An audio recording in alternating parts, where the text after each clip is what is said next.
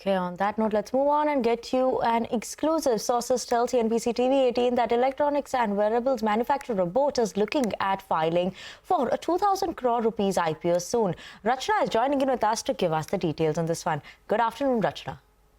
Thank you, Winnie. Good afternoon. We have learned from our sources that consumer electronics brand BoAT is making yet another attempt at going public, this time planning to raise rupees 2,000 crore rupees through an IPO in FY25 and 26 at a valuation exceeding $1.5 billion.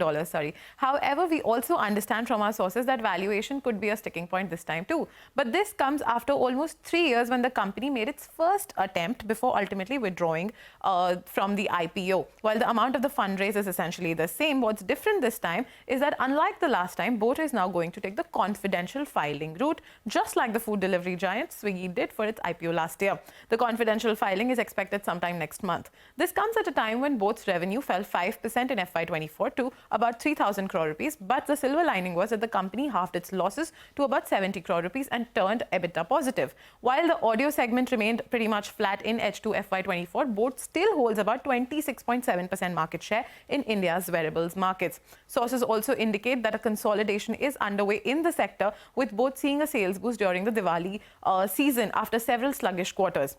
But then why the confidential way? Well, this confidential method was introduced by SEBI in November 2022, allowing companies to privately submit their IPO documents, keeping sensitive business details under wraps while evaluating market conditions. There are 3 key reasons why companies take this route. First, it helps them protect competitive information. So if a company decides to delay or cancel its IPO, its financials and business strategies remain undisclosed to rivals. Second, it provides greater flexibility in IPO timing, giving 18 months to launch their IPO after SEBI issues their observations, in comparison to the normal route where you have about 12 months to file.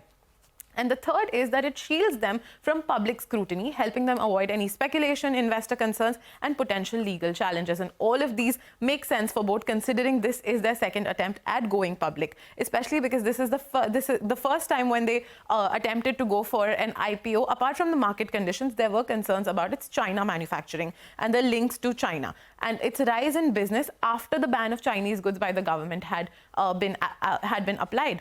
We saw Swiggy also go through this route and take up this strategy of filing confidentially. So we will be watching out for how the BoAT IPO plays out.